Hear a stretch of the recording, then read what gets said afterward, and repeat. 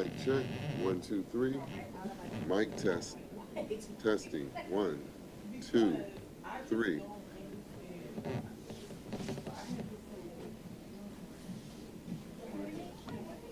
Mic test. Check. 1, 2, 3. Check, check. 1, 2, 3. Mic test. Testing. 1, 2, 3.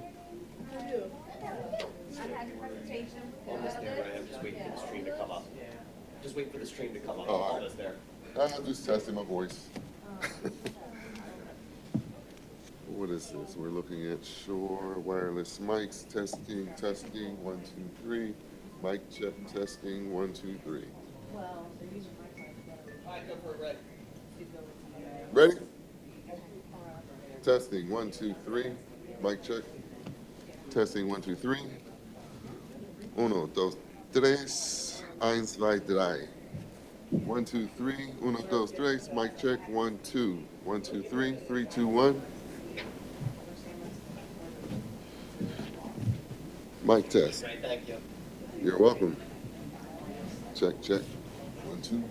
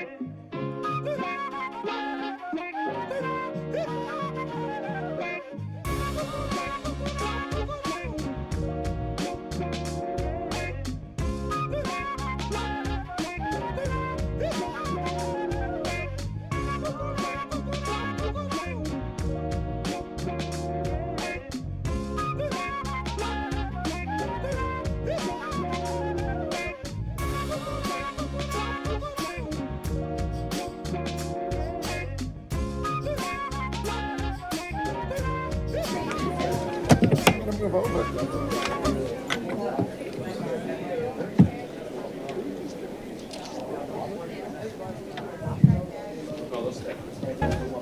Should I move over? Megan? Megan?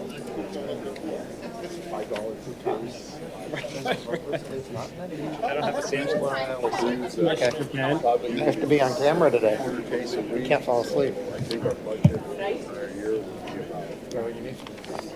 Yeah.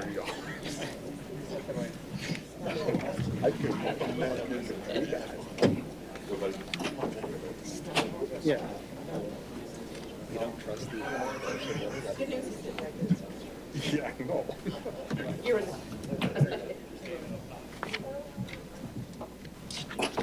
Okay, good morning. morning. We'll call to order the April 9th, 2026 Board of Commissioners meeting. Commissioner DeBell and I are present. Commissioner Wider could not make it today. As it happens, Commissioner DeBello also asked me to add one item to the agenda, which is to decide by ordinance who gets to have Commissioner Wider's corner office. So we're going to vote on that later, and we'll see how that vote goes. But with that, I will ask, who will I ask today? Our new, what's your title again?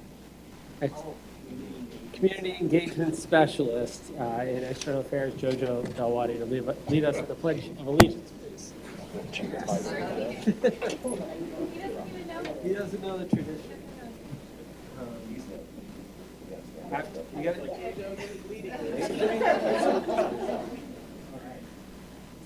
Allegiance to the flag of the United States of America, and to the republic for which it stands, one nation, under God, indivisible, with liberty and justice for all.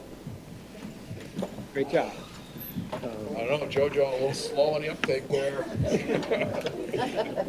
Is this your first meeting too? Yes. So one of the great powers of the chair is to spring the Pledge of Allegiance on people. And so, yeah, you'll be prepared next time.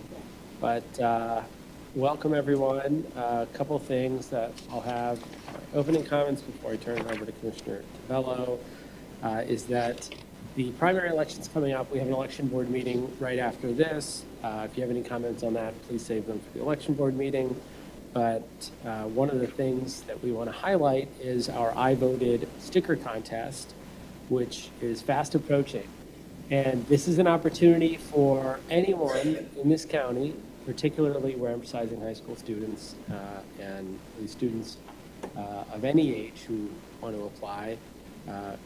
You can design the stickers that are going to be worn by all of our voters on election day and in the mail. So it's a really great opportunity. Up to 600,000 people, depending on our turnout, could be wearing your sticker design, and you can still apply. The deadline is Thursday, April 30th, the end of this month. The contest is open to all residents. We're encouraging youth to apply. So far, we received 50 designs. So right now, there's a 1 out of 50 chance that you could be the winning design, although we may choose multiple. We're likely to choose multiple. And we've got 28 different communities around the county that have someone who's applied. So please spread the word. We're excited to see your designs and celebrate. Do we create like an award for it? Like, you know how there's Oscar, Emmys, we call it like a Leon Award or something Right? like that? Sure. You can come up with any award you want. Leon, that sounds like a good Leon? award. Leon. Who's yeah. Leon? I don't know, it's just. Okay. Should we vote on this? Make a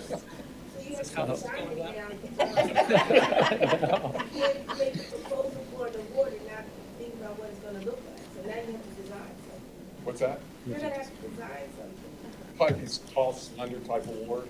That's a good start. Go from there. Okay. So April 30th. April 30th is the deadline.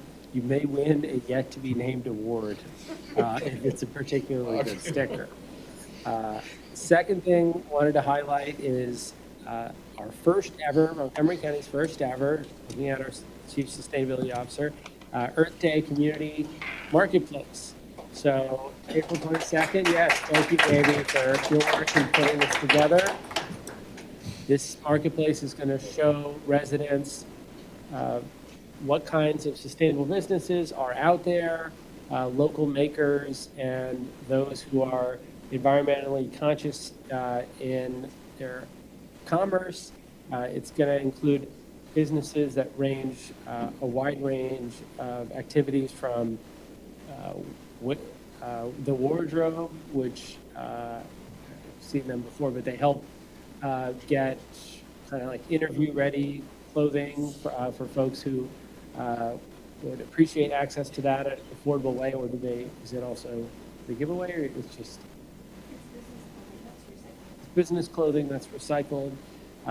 Rabbit Recycling is another business, Back to Earth Compost, Shift Sustainable Goods and Services. I see them in Narberth. They provide all sorts of, sometimes for soap. And there's Earthware Sustainable Goods.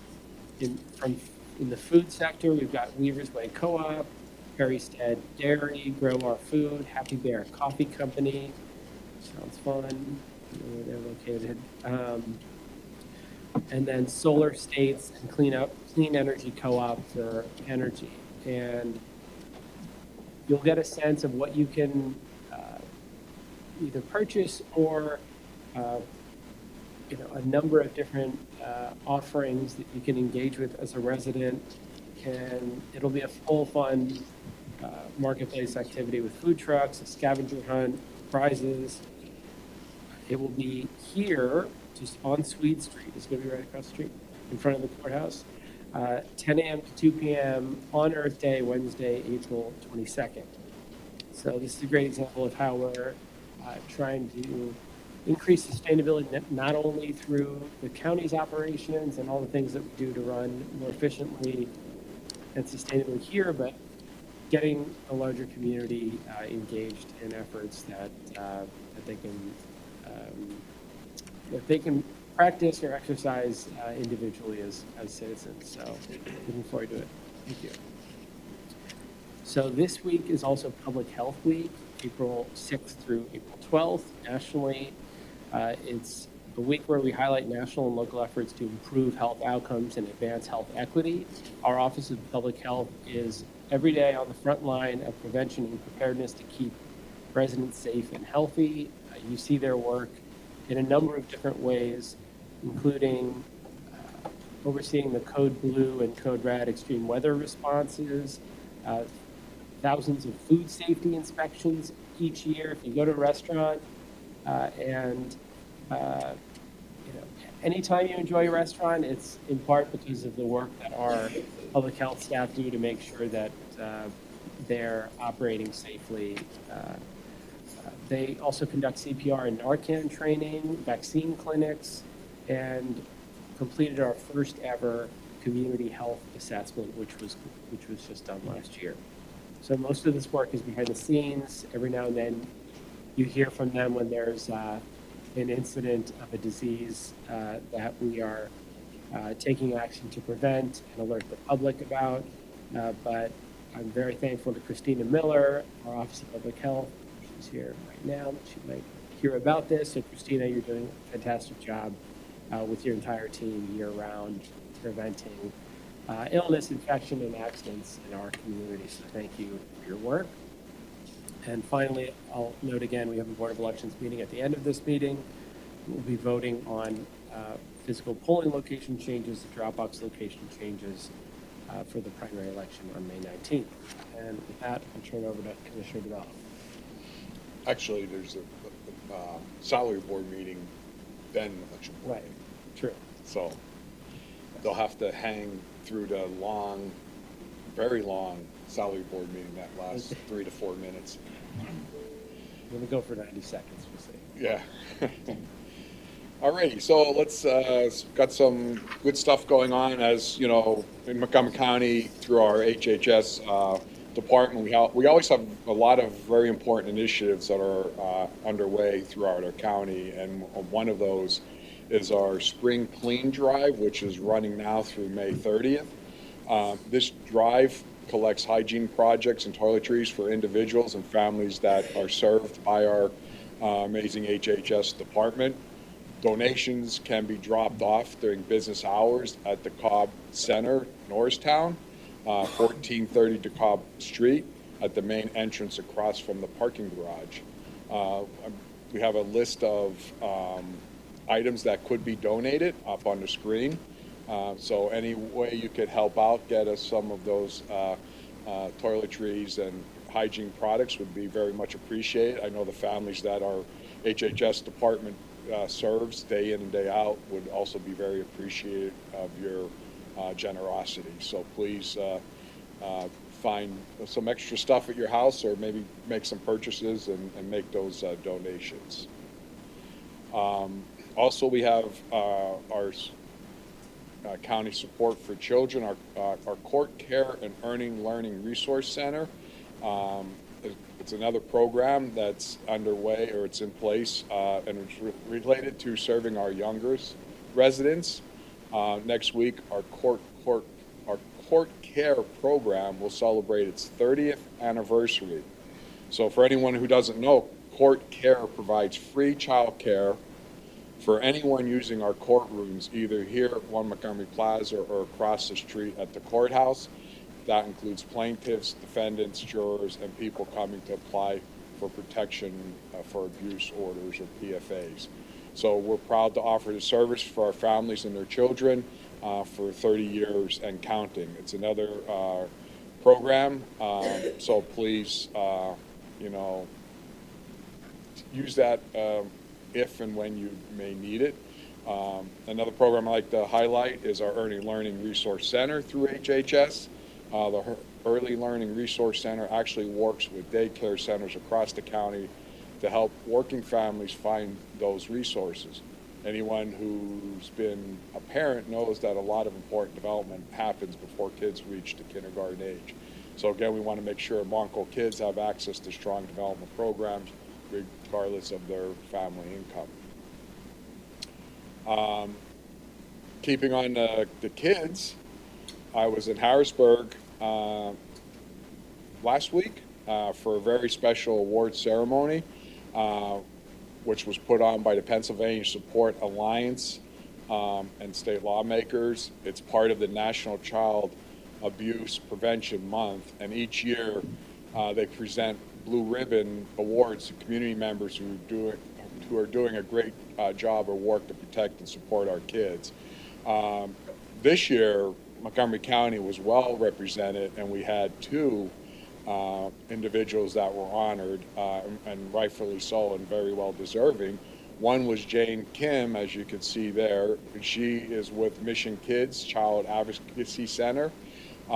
Jane not only has been working at Mission Kids, but she's pretty much dedicated her whole entire adult career towards, helping and working for kids. And so she brings a lot of experience and expertise to Mission Kids, and I know they're really excited that she's there, and she's been doing a great job. And so she was honored. And then we also had Detective Ernie Morse from Limerick Township Police Department. I've known Ernie for many, many years as a police officer in Limerick. He, over the last several years, has dedicated his career towards being part of being a resource and part of the whole team that's out there working so hard to protect our young generation, our kids. So I had the honor to present. Do we have a picture of Ernie also, or not? No, I'm sorry. Well, we sent it. Did we not send it? Oh, all right. So that's unfortunate. So we'll want to make sure that we show both of those receiving their awards. But when I spoke in Harrisburg about this, I said it's unfortunate. I mean, it's fortunate that we recognize individuals that are working so hard to protect our children. It's unfortunate that we have to have so many individuals working so hard to protect our children. And hopefully someday, with all the work that everyone's doing, this will eventually go away.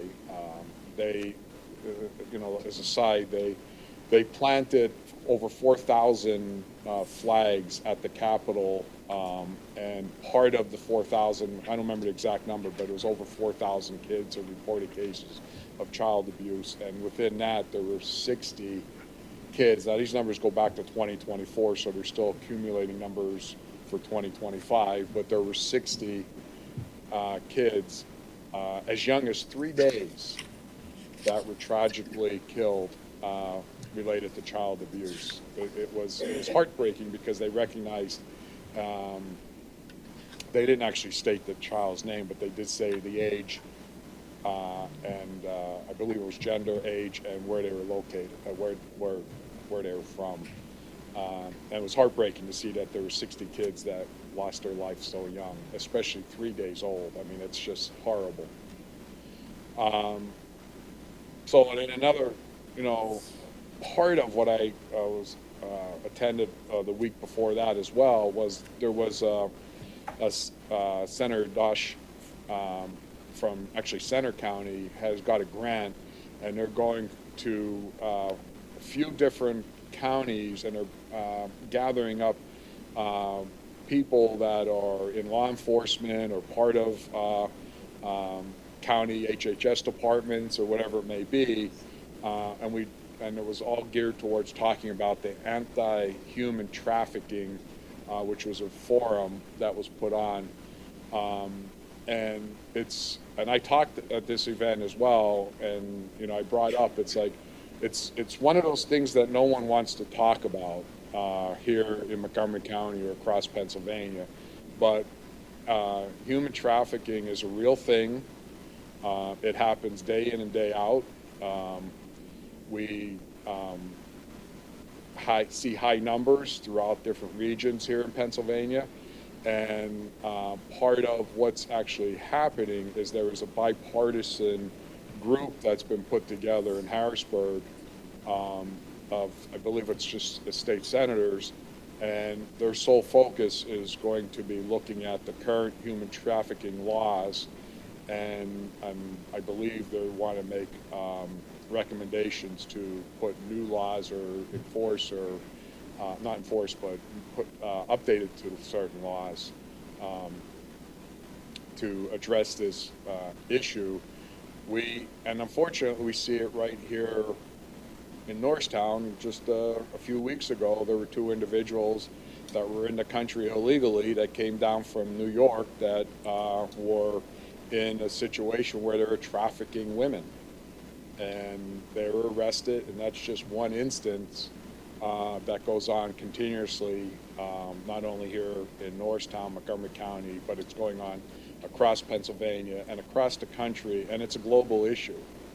And I was really happy to be there because the more awareness that we could bring to human trafficking, the better. And it could be happening, right down your street, and you may not even know it. So, and then finally, I will talk about, let's see, we got Autism Awareness Month is going on. This is another unfortunate thing that we see growing in our young generation today. Autism cases is up, but it's definitely something that I saw when I was on the school board. The number of kids that are coming in that are diagnosed with autism, and for those that are familiar with autism, there's the spectrum, so you could be anywhere in that spectrum as far as being affected by autism. So the county HHS department has a wide range of programs for individuals with autism and other mental and behavioral conditions. There are early intervention programs for children with developmental disabilities, and of course there's resources for families that could be accessed and help family members deal with autism. So these resources are available through our Health and Human Services, and you can find more information on our county website. So if you know personally anyone, either within your family or friends, neighbors, whatever it may be, if you know that they may need help, please reach out and let them know that the services are available. I know many of the school districts in Montgomery County also have amazing autism programs, and as well as the Montgomery County IU. So it is definitely something that is here, and it's growing. At one time, I think it was 1 in like 24,000 kids were diagnosed with autism, and it's down to not 1 out of 24,000. It was 1 out of 2,400 or something. I don't remember exact numbers, but it's actually less than 1 out of 24 now are diagnosed with autism. So hopefully someday we'll be able to figure out why it's growing. But you know, we got to do whatever we can to help these children and these families deal with autism. And that's all I got. Great, thank you. Reminds me, actually, yesterday we had a great meeting with higher education leaders. Yep. Because St. Joseph has got a center, Kinney Center on autism, that we discussed, along with a number of different issues that higher ed is facing, and how we work together to serve not only the current students, but those who are coming through, and give them the confidence in their future by supporting the kind of curriculum that is tied in with our workforce needs and other issues. So that was a good event. With that, I will turn it over to our first presenter, Lori Schreiber, Clerk of Courts, tell us about Second Chance Month. Thank you. Good morning, commissioners and everybody. I want to thank you for, again, giving us the opportunity to talk about Second Chances Month in general, and then our upcoming resource fair. It's our 4th resource fair, and so we're very proud of it, and again, grateful for this opportunity to speak about it. So can I have the next slide, please? So you might remember from last year, we talked about this a little bit, but in 2017, April was nationally recognized as Second Chance Month. So this has been something that's been going on for a while now. The purpose is to raise awareness and reduce stigma for people who may have been incarcerated or are criminally justice involved. And our hope is that people who were incarcerated or have criminal records can have a fresh start. Our governor, excuse me, our governor has signed an annual proclamation. And again, we want to thank the Montgomery County Commissioners who have also provided local recognition for Second Chance Month. Can I have the next slide, please? So you'll see here our event flyer. And I just want to point out that it has the date, which is next Monday, coming up soon, Monday, April 13th, from 3 to 5 at the George Washington Carver Center right here in Norristown. You'll notice on there, there's a QR code down at the bottom, and that is to, will take you to our newsletter registration. So if you want future save the dates or vendor registration or event reminders, things like that, you can access that from our QR code. We do have a full list of vendors available on our website, and that's listed at the bottom of the page there, the website.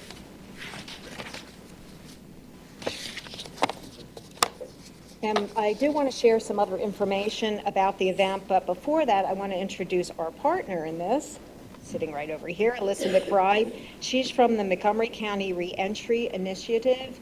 They've partnered with us for the last couple years, and MCRI has a very important role in our community, and so Alyssa's going to give you a brief overview of their organization and what they do.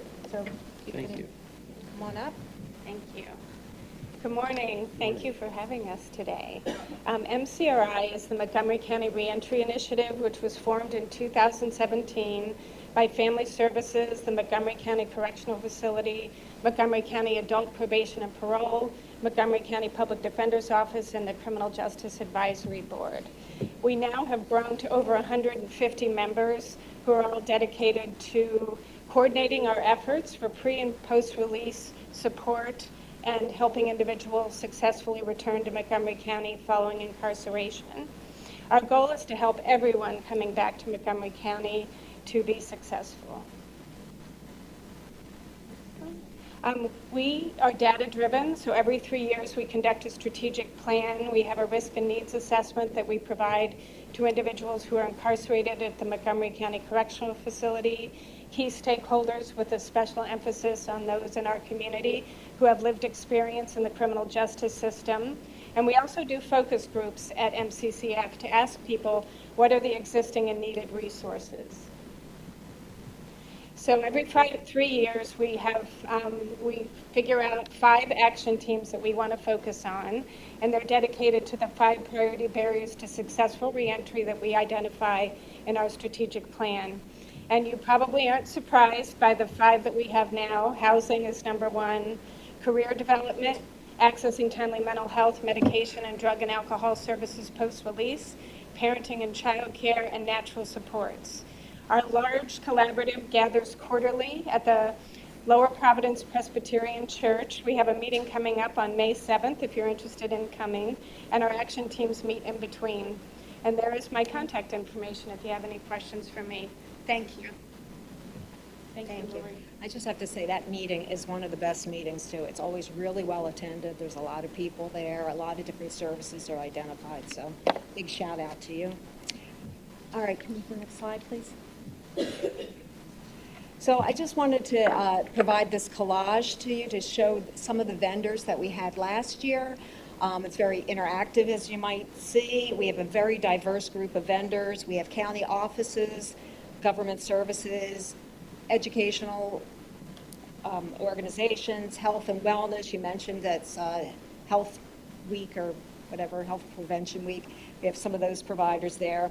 We also have returning and expungement clinic coming. We have free notary services.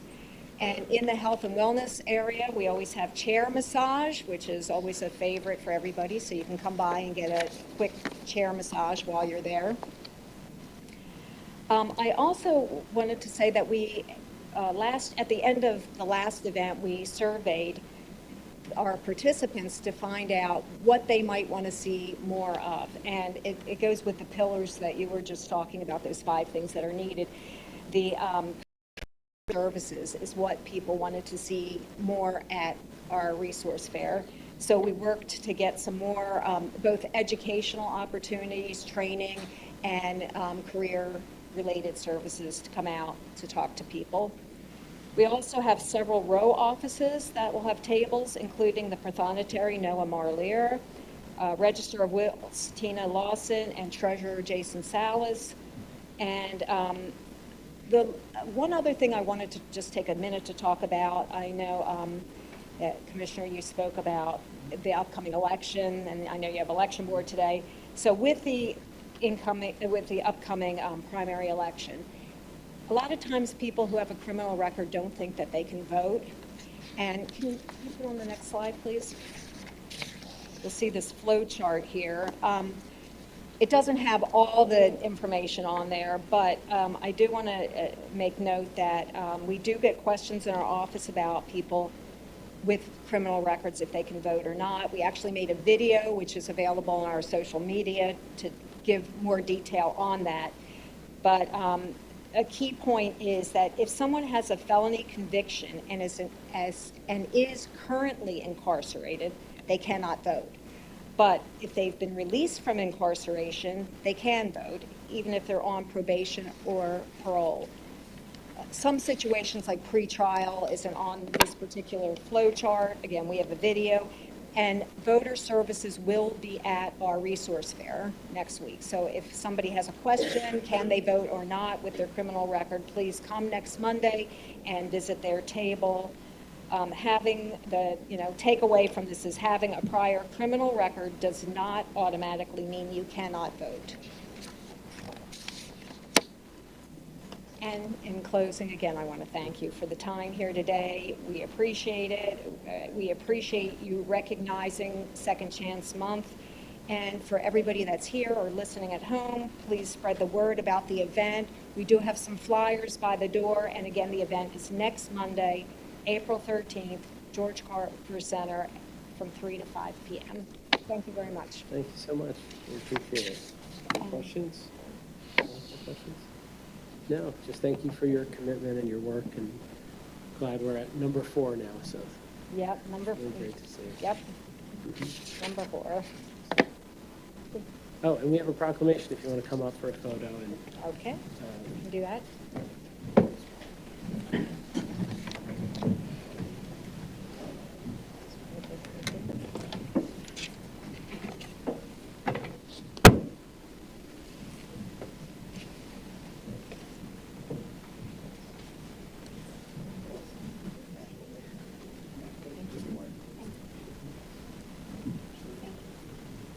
This way.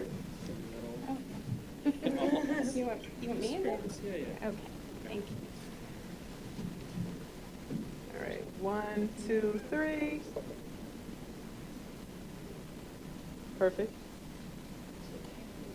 Thank you.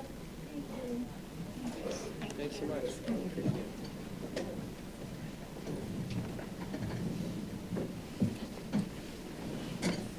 All right, next up, we'll hear about the Montco Trail Challenge from Laura Williamson, our Community Traffic Safety Program Coordinator.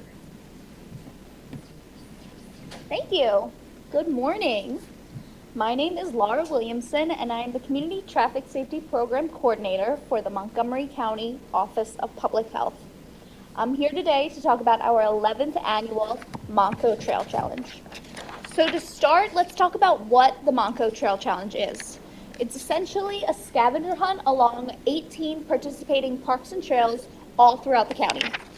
The goal is to visit as many parks and trails as you can within the time frame, and you're searching for one of those trail symbols along the trail. It's going to be like a fox, a bunny, a deer, some kind of animal most of the time.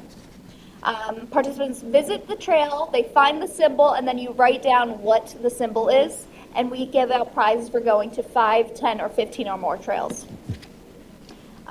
There are also free spaces which allow you to fill out a park and trail in or outside of the county for more free spaces, so you can achieve that 5, 10, or 15 trails. This year, the challenge runs from April 25th until December 7th, so you have plenty of time to hit all the parks and trails. If you're new to the challenge, this is a great way to get physically active and to explore the county and have fun. It's free and available to all ages and capabilities. Last year we had people sign up their infants for the program, and we had someone who was 92 complete the program, so it's really available for all. We want to encourage people to enjoy the trails however they want. You can walk, bike, run, push a stroller, do whatever you want. And I also want to point out, some of these trails are very long. You do not have to walk the entire length of the trail to get credit for going to the trail. Okay, I have some reasons why you should get out and go. First of all, it's free and accessible to all. It supports mental and physical health. Every year, Trail Challenge participants report improved mental health. Last year, about 77% of surveyed participants said that being outdoors and more active improved their mental health. It offers a more varied way to be physical. Last year, feedback survey reported that 78% of respondents walked more, 25% of respondents biked more, and 10% of people ran more. It helps you connect with your community, and you can discover new places. This is a great way to get out and about, maybe check out a park or trail that you aren't as familiar with, but it's also a great way to learn more about our local businesses. 69% of surveyed participants learned something new about the county last year. And finally, it showcases how beautiful Montgomery County is. Last year, Montgomery County celebrated the 100-mile milestone of trails, and we also have township trails and historical sites. The challenge is always growing and changing, and so is our parks department. New to 2026, this year, in celebration of America's 250th anniversary, we added 4 of Montgomery County's historical sites. So we added Pennypacker Mills, Peter Wentz Farmstead, John James Audubon Center, and Pottsgrove Manor. Participants are encouraged to explore the historical sites, mansion, and the estates. Guided tours are available at each location, and participants are encouraged to learn more about our beautiful history and find that trail symbol while you're there. I also want to provide some information about our Trail Challenge kickoff. This year it's scheduled for Saturday, May 2nd at Pennypacker Mills. We will have a free helmet distribution for all kids and adults who are in attendance. We will also have safety resources, information about our historical sites, activities for families, we'll have light refreshments, and a little bit more. You can scan that QR code on the flyer to register for the event. Okay, thank you. Thank you. You can scan that QR code to register for the Trail Challenge kickoff. Thank you so much for having me. And you can also go on our website, montgomerycountypa.gov/Trail Challenge to access our trailhead map, which will help navigate you to where the trails are, where you can park. We also have tips for completing the Trail Challenge, how to stay safe on the trails, scavenger hunt sheets for kiddos to keep them entertained on the trail, and so much more. I also have flyers and trail cards on that table for you. If you have any questions, we have an email address, trailchallenge@montgomerycountypa.gov. Thank you so much for having me. And I also want to shout out, that is my dog Marvin on the Chester Valley Trail in King of Prussia. It's a really great trail. You should check it out. How old? Marvin? Marvin. How old is Marvin? Now he just celebrated 1 year. That was on Father's Day last year. He was like 3 months there. Very cute. Nice. You could use Marvin for the Leon Award. Or it could be the Marvin Award. All right, my name is actually Leon. Wondering, like, why Yeah, I totally forgot that. I totally forgot. They only gave me so many letters. And you can see my last name takes up all the letters, so we go with Lee. Nice. Awesome. Thank you. Yeah, thanks for the presentation. I got through a few of them last year, not quite the entire challenge. It's okay. Over the course of a 4-year term, I think I could make For sure. for sure. 4 years to get it done. Yeah. It's a good strategy. Where are you? Well, I did it last year. I forgot to register You did the though. whole- all right. That's so And you important. joined our kickoff Well, last I did. year. I was That at the awesome. kickoff, so I Yeah. did get one trail. Want to put the QR code back up so you can figure it out? Great. Okay, thank you. Thank you. Appreciate it. Okay, next up is first public comment section, limited to 3 minutes only on the subjects that we are voting on today. We don't have anyone signed up right now. No comments on agenda items. Great. So first resolution is consideration of an ordinance regarding the 8th floor's corner office of with southern and eastern exposures. Do you have any comments on that? Well, we have to make a motion Is there a motion? to. It's up to you. I'm not making a motion. You make it. The ordinance could be whoever finishes the trail challenge at the end of this year. No. Yeah. Just kidding. All right, we'll move on to approval of minutes. Is there a motion to approve the March 19th, 2026 minutes of the Montgomery County Board of Commissioners meeting? So moved. Moved by Commissioner DeVello. I'll second. Any board comment? All in favor? Aye. Aye. The minutes are approved. Next up is the personnel list presented by Tony Brew. Good morning, Commissioners. How are you today? You have in front of you the personnel list of the Commissioners Department. It is a 3-page document dated April 8th, 2026, with a timestamp at 10:02 a.m. All positions have been reviewed and accounted for your consideration. Is there a motion to approve the April 9th, 2026 personnel presentation as given by Mr. Tony Brew? So moved. Moved by Commissioner DeBello. Is there a second? Second. Any more comment? All in favor? Aye. Aye. The personnel list is approved. Thank you. Thanks. I'll just start making the motions. Yeah, I was just saying, why don't you just, I'll do so moved. Yeah. All right, is there a motion to approve the advertisement of bids and RFPs for Montgomery County on attached Exhibit A? So moved. Moved by Commissioner DeBello, I'll second. Any board comment? All in favor? Aye. Aye. Motion passes. Is there a motion to approve the contracts, awards, amendments, and renewals for Montgomery County attached Exhibit B? So moved. Moved by Commissioner DeBello, I'll second. Any board comment? All in favor? Aye. Aye. Motion is approved.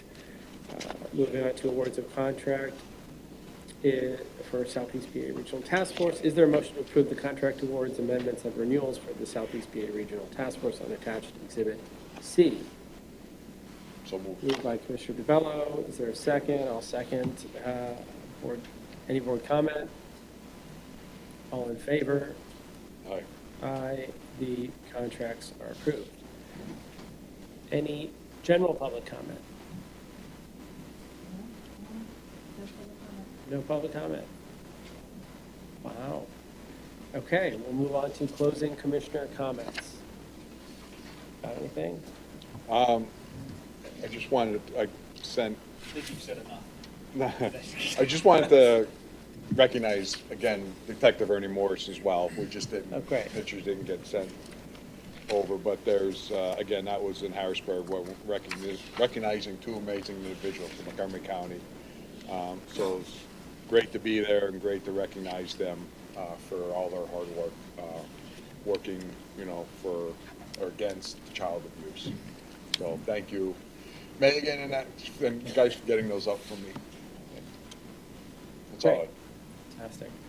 I think I'm okay with my comments here, so we'll move on to the next meeting. So I'll make a motion to adjourn the April 9th meeting of the Montgomery County Board of Commissioners. Is there a second?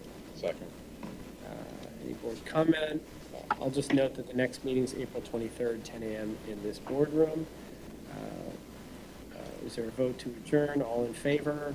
Aye. Aye. Meeting is adjourned. Moving on to salary board. I'll ask our controller to join us.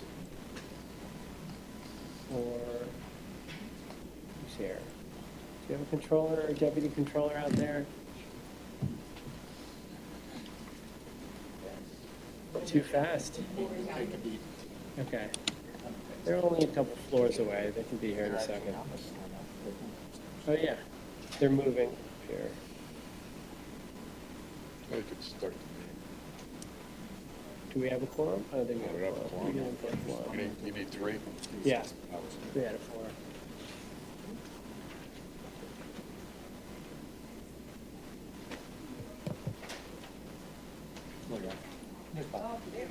There we are. Come on up.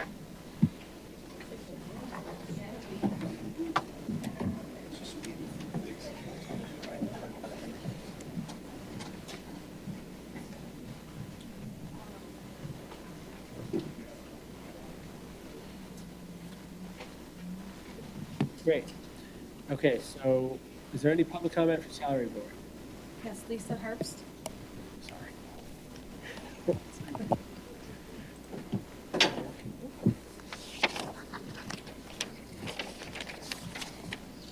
Good morning, Commissioners. I want to take a minute to recognize Rosalie Moody. Rosalie began working for the county on April 3rd, 2000. She has dedicated 26 years to public property.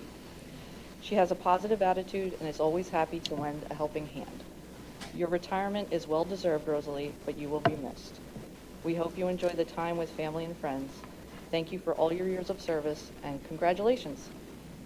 You're welcome. Thank you.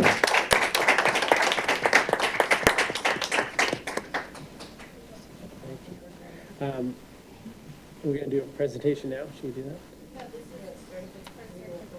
Do a certificate now. All right, so why don't you come up and we'll do a photo real quick. Thank you.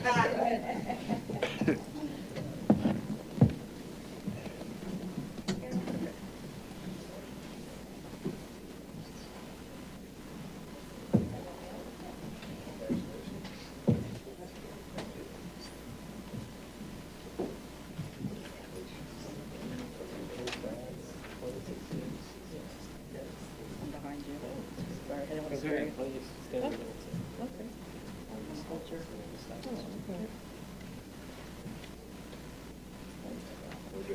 don't know where the I just realized that. Very nice. All right, ready? 1, 2, 3. All right, thank you, everybody. Great, thank you. Congrats.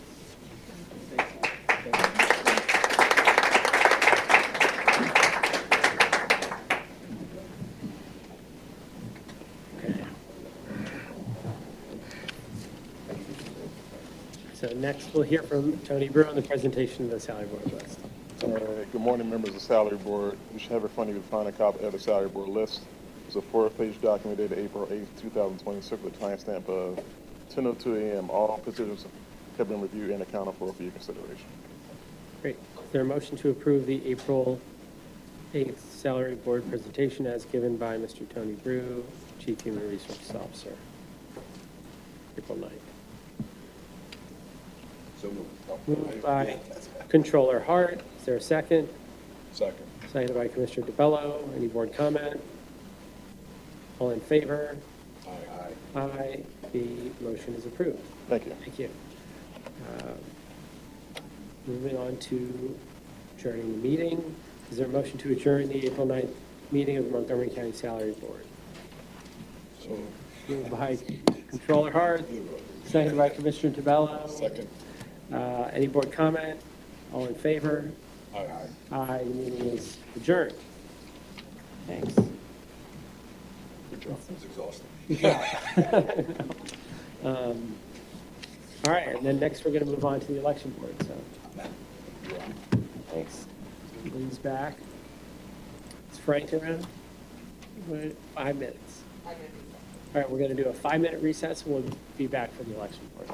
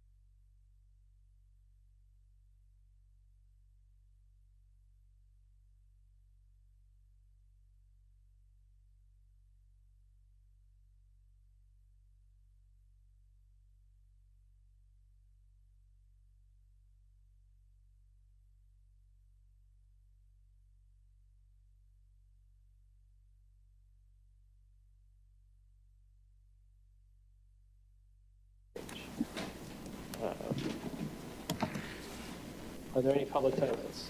Yes, Michelle Incogto.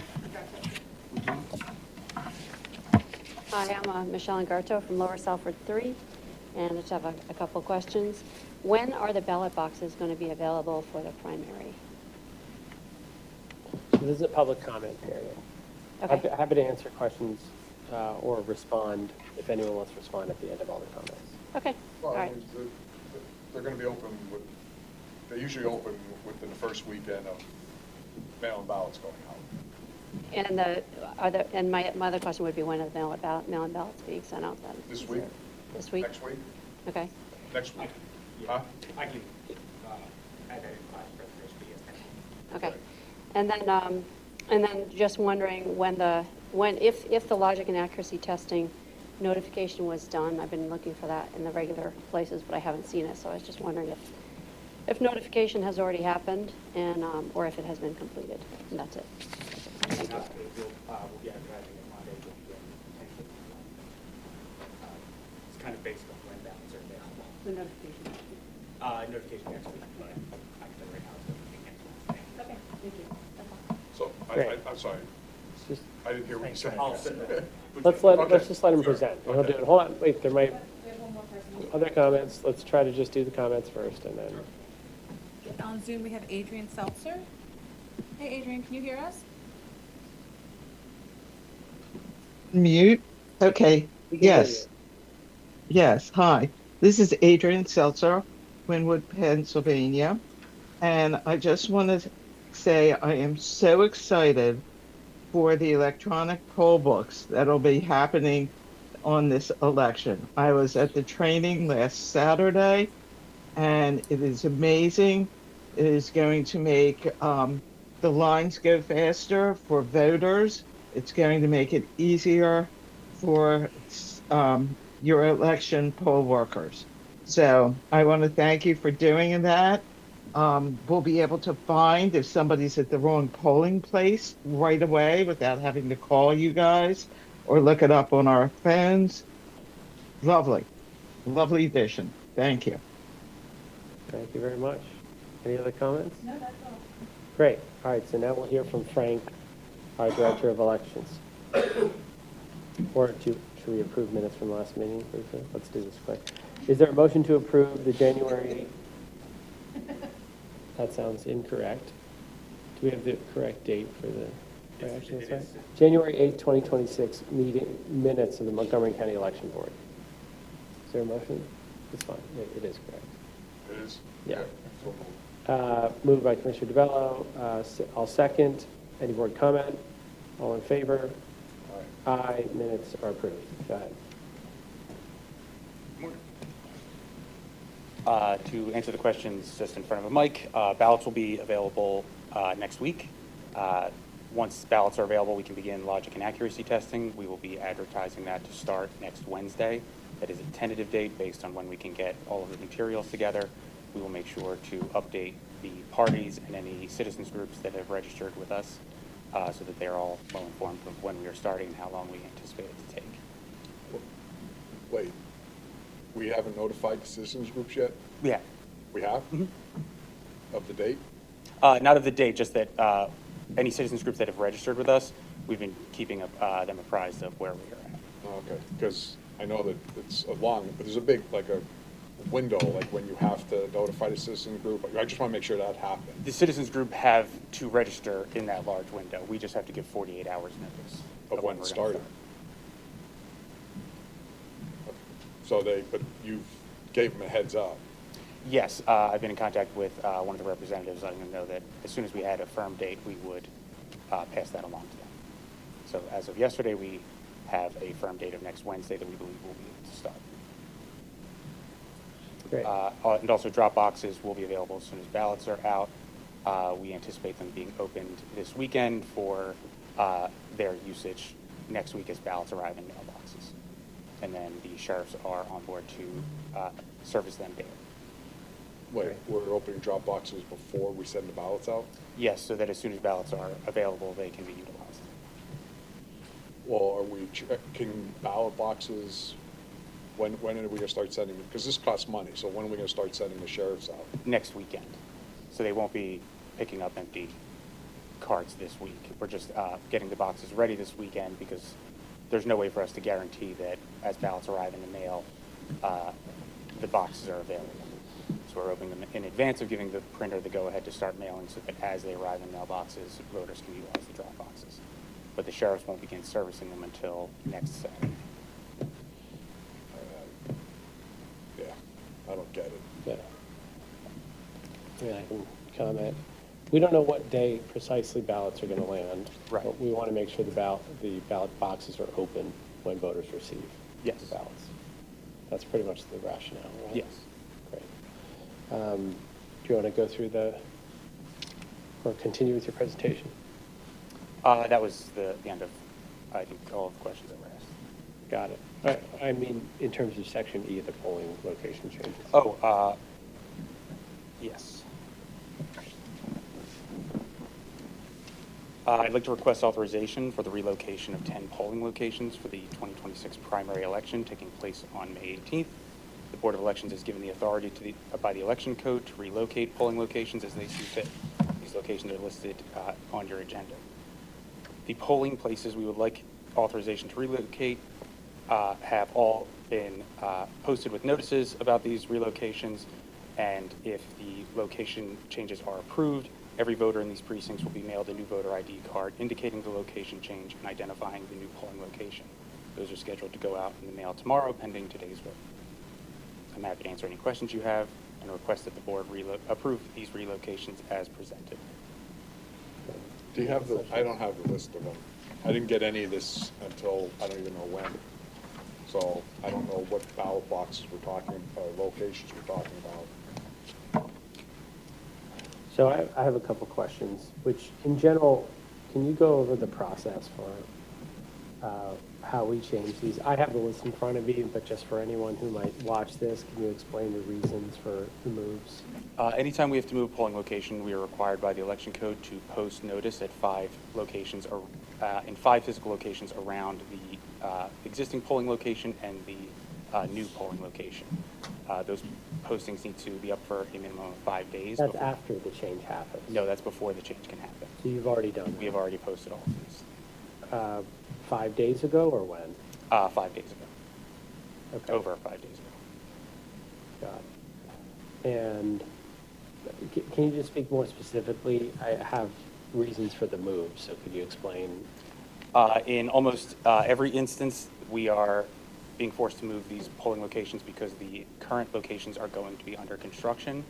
1 or 2 of them have simply decided that they would no longer wish to serve as a polling location, and so we've had to find alternative accommodations for those voters. Got it. And how often do you change?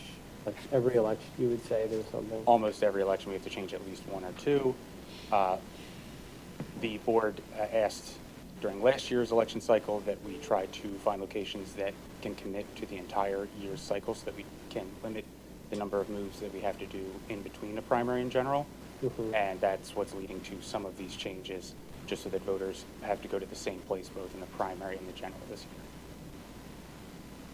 year. Got it. So all of these have committed to November as well? All of these have committed to November as well. Okay. Do you have any questions?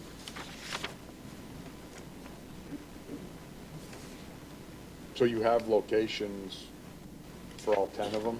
Yes.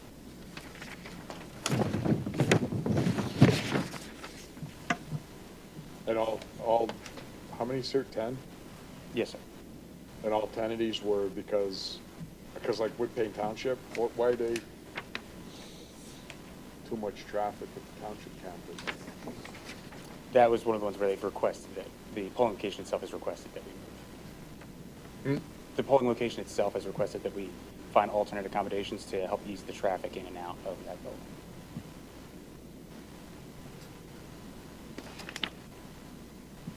And so the new locations, like I think this Commissioner McKee's, that they are committed for November as well. Yes. Like, Yes.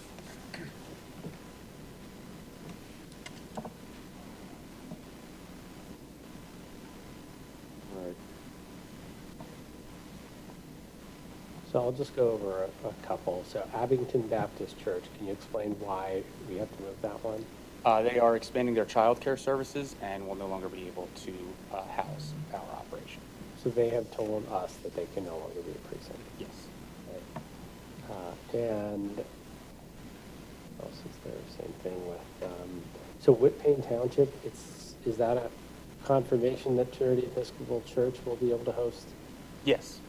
Yes, we've already confirmed that. Got it. Are most of these new locations close to where the old ones were? Yes, under the election code, a new location either has to reside in the election district or be adjacent to. We always try to find a location as close to the original as possible. How far is the elementary school from Abington Baptist Church? The Overlook Elementary is about 3/4 of a mile from Abington Baptist Church.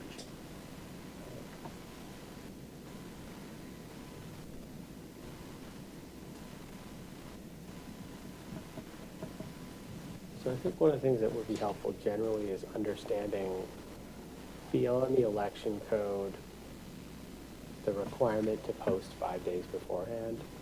Is there anything else that we do to coordinate with the public when we decide to move these or when we are forced to move these? We also post them to our website. There's a tab that says polling location changes with a document of everything. Once we have a new location identified, we update that list. Got it. We also can notify the parties. Mm-hmm. Yeah. I understand anytime some of these are going to change, someone's not going to like it and someone else, and vice versa if it went to a different location. Yes, and again, none of this is, we are not initiating these moves of our own accord. These are the locations themselves asking us to move. And in several of the instances, they are not public buildings, so we cannot force them to remain a polling location. And just some of the other factors that you consider when you're... We factor in distance. It has to meet all of the requirements of a polling location. It has to be ADA accessible. They have to have people on the ground that we can coordinate with to get in early and get set up, drop off the machines, have a secure location for the machines. Mm-hmm. There's a variety of factors. Ample parking is a big one. We want to make sure that there's enough parking for voters on election day. And so we try to keep, if we are going to consolidate multiple polls at a location, we try to keep that to 1 or 2 unless there's significant parking or a significantly large enough facility to accommodate all 3. I'll tell you, I know you and I talked about this before. One of the models that we currently use in some locations, some of the high schools. Yes. Where we'll have 3, 4, 5 polling locations at one, and that would, if we could do more, I know that this probably wouldn't be popular, but if we could do more of that, it would probably reduce a lot of headaches. Because like Norristown, I'll use an example, Norristown High School, you walk in the main entrance there, you go into the gym, and they have 3 polling locations across the gym floor. It's very well organized, and depending on your poll, you go to, the left or to the right, middle or left. It's and that's just one example. I think North Penn High School, I think, has like 5 polling locations. It has several. 2 great examples. Yes, those larger facilities are great. And the schools are closed. I think most school districts are closed on election day. Not for the primary. Not for the primary. That's right. That's right. That is usually a hurdle anytime we receive any kind of pushback right. from the schools because they're not closed, and they have to figure out how to operate as a polling location that's open to the public while maintaining the safety of the students. But when you go to different polls, when you go to something like that and you see how it's operating, it's like, man, if we could do more of that to eliminate having, because we have 428 polling locations. We're up 431. 431. Some are doubled up, so that's actual polls, but we're still in the high 300s. 313, I think. 313 actual locations that we constantly have to, it's a lot of locations. 313 locations that we have to coordinate the moving of delivery of equipment. All that, yeah. Could you imagine it just going, like North Penn High School, you go there and you have 5, you're Right. doing just 5 drop-offs. And I'm happy to look into any ways that we can. I'm not saying, I'm just saying it's a good model to, if we could, but that is an issue, that schools aren't closed on primaries. Yes. Yeah, so that would be a challenge. Should close all the schools. What's that? We should close the schools. I don't think we can. I think the kids would love it, but. Yeah, it would have my support. Parents would like that, but. Yeah, because on the flip side, like you go to Collegeville, for example, right, which is the complete opposite. You have 3 polling locations, and you could stand at either one of them and throw a stone and hit the other one. Mm-hmm. I mean, they're literally all 3 are right on the intersection right there. Yes. The township building, the church across the street, and then the college. Your sign is across the street. Right. I mean, there's 3, and it's crazy, It's certainly something that we keep in mind when we are identifying new locations. If we can consolidate, we always try to. That's Right. It's both easier logistically, and it usually, if we have new poll workers starting, combining them with other polls, they're able to kind of share experience and learn from one another. So it is something that we endeavor to do, but it's just not always feasible. Because of parking spaces. Parking, size of the building, Yeah. the number of registered voters in a given area. There's a lot of factors that go into it. Well, I remember a couple of years ago when Linfield Firehouse was being remodeled, we moved that polling location over to Limerick Elementary, which already is a polling location. Yes. But you had 2 in the gym, and they just had to put the divider up, so when you went in, if you went in this door, you were going to, Limerick 3, and if you went in this door, you were going into Limerick 6, but it was, and the parking, I mean, it's a big parking lot because it's a school, right? Right. So I don't know, probably a lot less headaches if some consolidation could happen, but I'm sure people won't like the fact that they may have to drive a little bit further either, so I don't want to. That is something we try to weigh. It's tough. But again, I'm happy to review those, not, again, to try and keep everything the same this year, but perhaps over the winter, I can present that to the board of possible consolidations. Yeah, my suggestion in general, though, is we should, as soon as we know that we're being forced to leave a place, we should find a way to notify the current poll workers and others in the community. Even though the election code just has 5 days, we should do more than that. I will look into ways that we can do that. Yeah, that would be important. Including us. Right. Yeah. But is there a motion? I think you made the motion.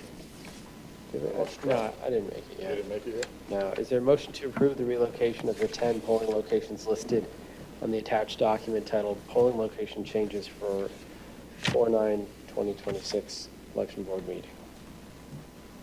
Is there a motion? So moved. Moved by Commissioner DeBello. I'll second. Any board comment? All in favor? I have to think about it. Yeah. Okay. I'm here. Aye. Aye. Motion passes. Moving on to the Dropbox change. Yes.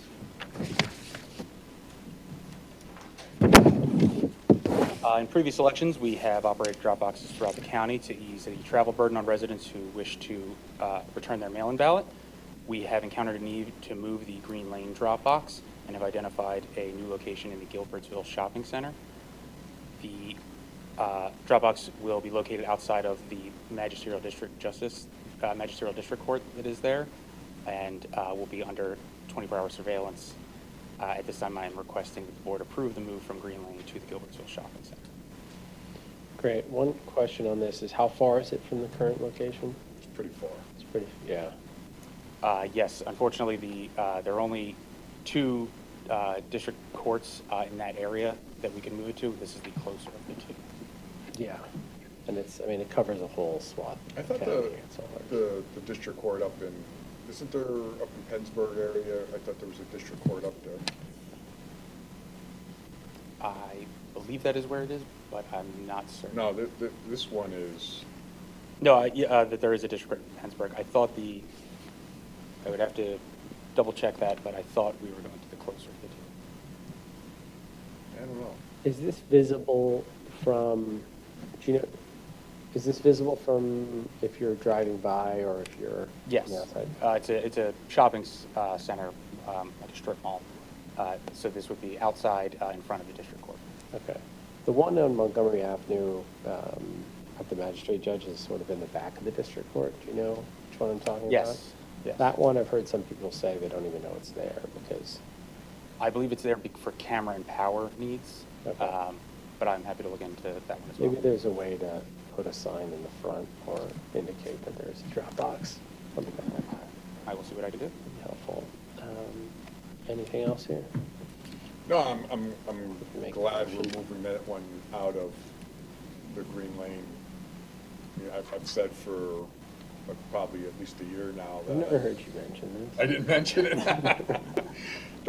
That location, because even though I don't agree with them being open 24/7, I wasn't comfortable with people potentially driving into that park, 3 o'clock in the morning.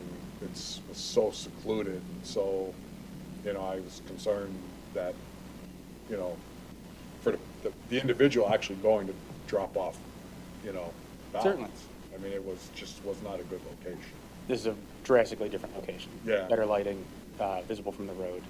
Yeah, I mean, now if we could do something about the other one that I mentioned down in worse for Second Avenue, the parking lot.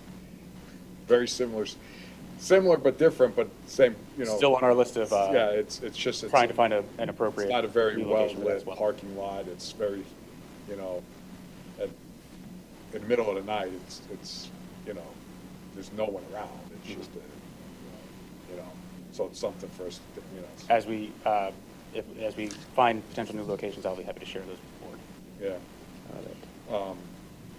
Yeah, I want to make, it's a little nuanced, but I'm going to say it anyway. The drop boxes, we have cameras that are recording, but we're not actually, they're not under surveillance.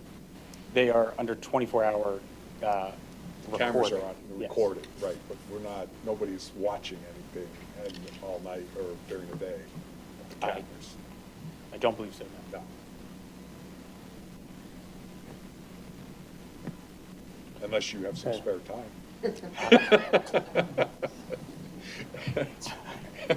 No, I No. Got it. All right. Is there a motion to approve the relocation of the Green Lane drop box to the Gilbertsville Shopping Center? So move. Seconded. Any board comment? All in favor? Aye. Aye. The motion is approved.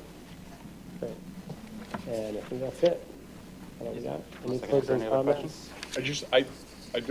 Closing comment, I'm gonna go back, I wanna check that, because I think we're supposed to give a longer notification to the citizen groups when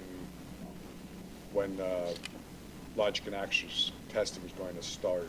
The way, I wanna look at that, the way it's written in the code. Certainly. I just wanna make sure we're doing it right. And if it is, I will adjust our start date. Well, yeah, I